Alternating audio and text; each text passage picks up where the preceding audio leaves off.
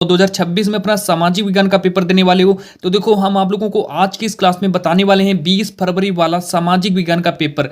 तो प्यारे बच्चों, आप लोग इस पेपर को पूरा का पूरा तैयार करके चले जाओ पेपर देने, और इस पेपर को तैयार करके आप लोग अपने 95 प्लस नंबर आसानी से ला दोगे। अब अगर हम बात करें, इस पेपर को पूरा का पूरा मैं सॉल्व भी कराऊंगा और इस पेपर का मैं आप लोगों को पीडीएफ भी दूंगा। घबराने की कोई दिक्कत नहीं, मैं इस पेपर को पीडीएफ सहित आप लोगों को दूंगा, तो ये पेपर आप लोगों को मिल जाएगा। अब देखो, पेपर देने जाना तो सबसे पहले अपना अनुक्रमांक लिखना है, यहाँ पर अपना नाम लिख देना, और ये मेरा पूर्णांक आज की इस क्लास में आप लोगों का 70 में 70 नंबर भी पक्का होने वाला है। समय हमारा 3 घंटे 15 मिनट का दिया है। आप देखो, मैं पूरा पेपर आप लोगों को सॉल्व कराने वाला हूँ। इस पेपर का उत्तर भी बताऊंगा और इस पेपर के जितने भी प्रश्न है सबका मैं सॉल्यूशन आप लोगों के समय देने वाला हूँ। ये देखो, सारे के सारे निर्देश दिए, आप लोग इन निर्देश को पढ़ लेना, और निर्देश को पूरा का पूरा पढ़ने के बाद अब मैं सीधा आप लोगों को प्रश्नों की ओर ले चलता हूं। सबसे पहले अगर हम बात करें आप लोगों का, देखो यहाँ पर खंड आ बहुविकल्पी प्रश्न दिया है, जिसमें हमारे 20 प्रश्न पूछे जाएंगे, बहुविकल्पी प्रश्न 20 प्रश्न आएंगे। अब चलो मैं स्टार्ट करता हूं। पूरा का पूरा पेपर मैं आप लोगों को सॉल्व करवा रहा हूं, और इस पेपर का मैं पीडीएफ भी आप लोगों को दूंगा, सब कुछ मैं देने वाला हूं। पूरा का पूरा पेपर मैं सॉल्व भी कराऊंगा, और यहां से मेरे पर जो आप लोगों के सारे प्रश्न आप लोगों को 20 फरवरी को देखने को मिलेंगे। अब चलो मैं स्टार्ट करता हूं। पहला मेरा प्रश्न है कि राष्ट्रवाद का प्रारंभ किस देश में हुआ था, है ना। तो राष्ट्रवाद का प्रारंभ किस देश में सर्वप्रथम हुआ था मेरे प्यारे बच्चों, ये मेरा पेपर में 1 नंबर का प्रश्न आने वाला है कि राष्ट्रवाद का प्रारंभ किस देश में हुआ था। देखो, फ्रांस दिया, जर्मनी दिया है, और भारत दिया है, इटली दिया। तो ये हमारे 4 ऑप्शन है। तो प्रश्न नंबर 1 का मेरा राइट आंसर हो जाएगा फ्रांस, मेरा सही हो जाएगा, तो इसका ए ऑप्शन सही हो जाएगा। अब देखो, प्रश्न नंबर दूसरा जो है वो भी मेरा 1 नंबर का ही आएगा, है ना, कि जर्मनी के एकीकरण में मुख्य भूमिका किसकी थी। जर्मनी की जो एकीकरण थी उसमें मुख्य भूमिका किसकी थी। नेपोलियन दिया है, ऑटोवन बिस्मार्क दिया है, जोसेफे, और इनमें से कोई नहीं। ये मेरे 4 ऑप्शन है। अब अगर हम बात करें प्यारे बच्चों की, इस प्रश्न का राइट आंसर क्या हो जाएगा। प्रश्न नंबर दूसरे का राइट आंसर हो जाएगा ऑटोवान, यानी कि इसका बी ऑप्शन सही करेंगे हम लोग। अब देखो, अगला मेरा नेक्स्ट जो मेरा प्रश्न है कि प्रश्न नंबर 3 कि आर्थिक महामंदी का प्रारंभ किस वर्ष हुआ था। यह भी एक ही नंबर का आएगा कि जो हमारी आर्थिक महामंदी का प्रारंभ जो है किस वर्ष हुआ था। मेरे पर जो पूरा का पूरा पेपर तैयार करो, एकदम वायरल पेपर है, 100% फंसने वाला पेपर है। 1929 दिया है, बी ऑप्शन दिया हमारा 1934 ईस्वी, सी ऑप्शन दिया 1919 ईस्वी, डी ऑप्शन दिया अपना 1924 ईस्वी। तो इसका राइट आंसर हो जाएगा 1929 को सही करेंगे। ये हमारा प्रश्न नंबर 3 का सही आंसर हो जाएगा। अब चलो बात करते हैं आगे, प्रश्न नंबर मेरा 4। प्रश्न नंबर 4 देखो, मेरा कह रहा है कि राम केसरी समाचार पत्र का प्रकाशन किसने किया था। पेपर में 1 नंबर का प्रश्न आएगा, तो इसका राइट आंसर हो जाएगा हमारा बाल गंगाधर तिलक को सही कर देना। अब देखो, बात करते हैं प्रश्न नंबर 5 के बारे में। प्रथम विश्व युद्ध का प्रारंभ कब हुआ था। पेपर में 1 नंबर का प्रश्न आएगा कि प्रथम विश्व युद्ध का प्रारंभ कब हुआ था। तो इसका राइट आंसर हो जाएगा 1914 सही करेंगे। और फिर इसके बाद अगर हम और आगे ले चलें आप लोगों को, प्रश्न नंबर 6 की ओर ले चलते हैं। मेरे प्यारे बच्चों, प्रश्न नंबर 6 की ओर ले चलते हैं कि प्रश्न नंबर 6 हमसे देखो कह रहा है कि लेटेराइट मिट्टी निम्नलिखित में से किस राज्य में पाई जाती है। तो 1 नंबर का पेपर में ये प्रश्न आने वाला है।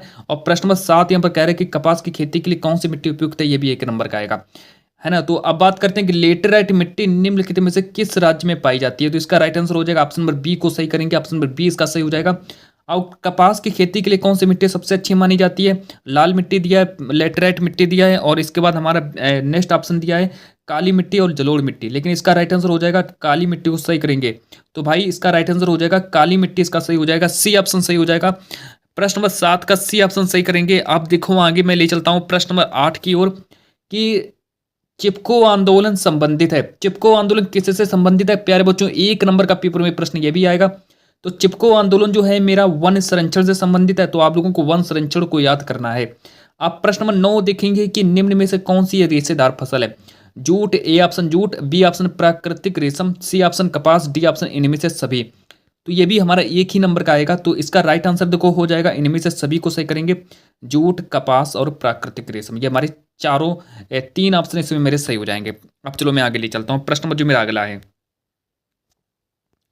प्रश्न नंबर 10 को देखेंगे कि निम्नलिखित में से किस खनिज को काला सोना कहते हैं। काला सोना किसको कहते हैं। पेपर में 1 नंबर का प्रश्न यह भी आएगा। हीरा दिया, जस्ता दिया है, कोयला, पेट्रोल, प्लेटिनम। तो यहाँ पर देखो आप लोगों का कौन सा काला सोना हो जाएगा। तो प्रश्न नंबर 10 का आप लोग मुझे जवाब दीजिए कि प्रश्न नंबर 10 का राइट आंसर क्या हो जाएगा। तो चलिए अब हम बात करते हैं प्रश्न नंबर 11। प्रश्न नंबर 11 के बारे में बात करूंगा। प्रश्न नंबर 10 मैं आप लोगों के लिए छोड़ रहा हूं। आप लोग मुझे कमेंट में बताइए कि प्रश्न नंबर 10 का राइट आंसर क्या हो जाएगा। प्रश्न नंबर 11 के बारे में बात करते हैं कि निम्नलिखित देशों में से कहाँ संघात्मक शासन नहीं है। तो एक नंबर का पेपर में ये भी प्रश्न आएगा। तो देखो भारत दिया है, संयुक्त राज्य अमेरिका, बेल्जियम, श्रीलंका। तो प्रश्न नंबर 11 के 4 ऑप्शन हो चुके हैं। तो प्रश्न नंबर 11 का देखो राइट आंसर हो जाएगा निम्नलिखित देशों में कहाँ संघात्मक शासन नहीं है। तो इसका राइट आंसर देखो क्या हो जाएगा, इसका राइट आंसर हो जाएगा श्रीलंका को सही करेंगे, डी ऑप्शन इसका सही हो जाएगा। चलो फिर मैं आगे ले चलता हूँ प्रश्न नंबर 12 की ओर। प्रश्न नंबर 12 देखेंगे मेरे प्यारे बच्चों। प्रश्न नंबर 12 को देखने वाले हैं हम लोग कि श्रीलंका में निम्नलिखित में से कौन सा बहुसंख्यक वर्ग है। श्रीलंका में निम्नलिखित में से कौन सा बहुसंख्यक वर्ग है। तमिल दिया है, ईसाई दिया है, सिंहली दिया है, मुस्लिम दिया। लेकिन इस ये जो हमारा प्रश्न नंबर 12 का जो राइट आंसर हो जाएगा, यानी कि 12 सिंहली इसका राइट आंसर करेंगे, है ना, सिंहली। तो सिंहली को ही आप लोगों को सही करना है, सिंहली हमारा राइट आंसर हो जाएगा। चलो आगे देखो फिर मैं बात करता हूँ प्रश्न नंबर 13 के बारे में कि संविधान के माध्यम से महिलाओं का प्रतिनिधित्व सुनिश्चित किया गया।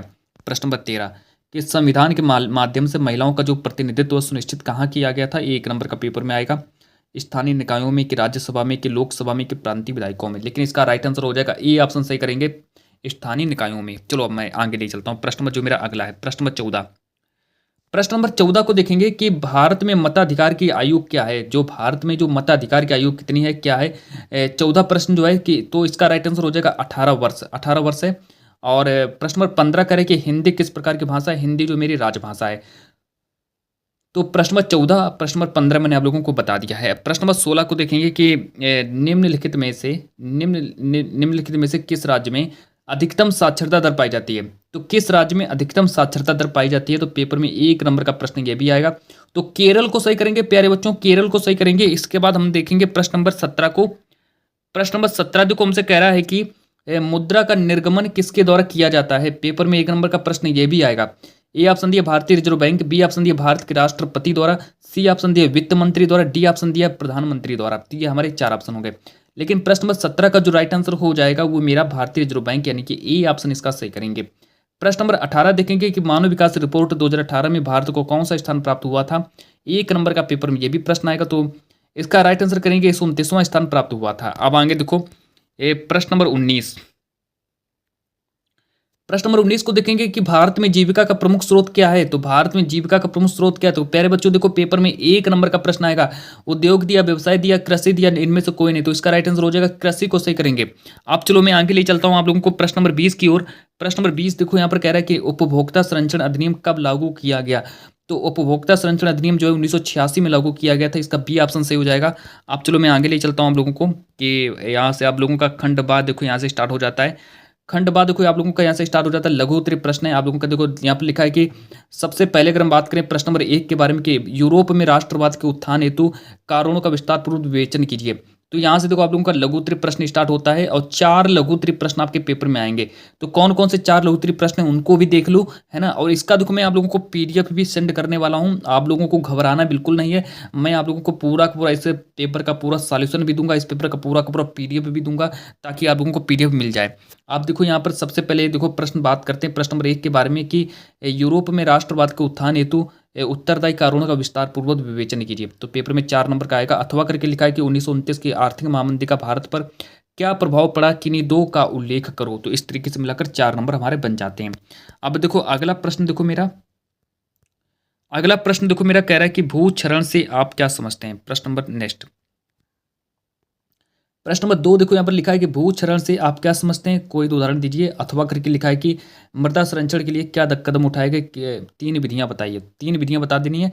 4 नंबर का पेपर में ये भी प्रश्न आएगा। और एक यहाँ पर अगर हम बात करें प्रश्न नंबर 3 के बारे में कि संघवाद क्या है, इसकी प्रमुख विशेषताएं बताइए। अथवा करके लिखा है 4 नंबर का आएगा। तो आप देखो संघवाद क्या, अथवा करके हमारा लिखा है यहाँ पर प्रश्न दिया है कि भारत में जाति प्रथा तथा राजनीति एवं समाज पर क्या प्रभाव पड़ा। तो इस तरीके से मिलाकर प्यारे बच्चों आप लोगों का प्रश्न हो जाता है। अब चलो मैं ले चलता हूँ आगे कि प्रश्न नंबर 4 की ओर ले चलता हूँ आप लोगों को। प्रश्न नंबर 4 देखेंगे कि लोकतंत्र के प्रत्यक्ष एवं अप्रत्यक्ष प्रकार को संक्षेप में प्रस्तुत कीजिए। अथवा करके लिखा है 4 नंबर का पेपर में ये भी प्रश्न आएगा कि विश्व व्यापार संगठन से आप क्या समझते हैं, है ना। यहाँ पर आप लिखा है तो आप क्या समझते हैं, इतना हो जाएगा। तो आप लोग इस पेपर को जरूर तैयार करो, है ना। अब चलो आगे मैं ले चलता हूँ आप लोगों को। अब देखो यहाँ से आप लोगों का स्टार्ट हो जाता है विस्तृत उत्तरी प्रश्न है। अब देखो यहाँ से आप लोगों का विस्तृत उत्तरी प्रश्न स्टार्ट हो जाता है। विस्तृत उत्तरी प्रश्न यानी कि 6 नंबर का विस्तृत उत्तरी प्रश्न, 6 नंबर वाले 4 प्रश्न आप लोगों को विस्तृत उत्तरी प्रश्न के भी देखने को मिलेंगे। चलो यहाँ से देखो वर्णनात्मक सेकंड हमारा देखो यहाँ पर लिखा है विस्तृत उत्तरी प्रश्न। पहला प्रश्न है कि महामंदी से क्या आशय है, इसके मुख्य 2 कारण बताइए, इसके 2 प्रभाव भी लिखिए। तो इस तरीके से मिलाकर 6 नंबर हमारा बन जाता है। अथवा करके लिखा है कि महात्मा गांधी के सत्याग्रह पर एक निबंध भी लिखिए। तो इस तरीके से मिलाकर मिलाकर हमको देखो 2 प्रश्नों में से हमको एक प्रश्न का उत्तर लिखना पड़ेगा। चलो अब आगे देखो, प्रश्न नंबर दूसरा देखेंगे कि भूक्षरण से आप क्या समझते हैं, इसे रोकने के लिए कोई 4 उपाय बताइए। तो इसको रोकने के लिए कोई 4 उपाय बताइए। तो हमारा ये प्रश्न जो है 6 नंबर का ये भी प्रश्न आएगा। अथवा करके लिखा है कि अब देखो यहाँ पर अगला प्रश्न देखेंगे, यहाँ पर ये हमारा अथवा करके लिखा है कि सत्ता के सरिद्री क्यों आपसे व्याख्या कीजिए। 6 नंबर का ये भी आएगा।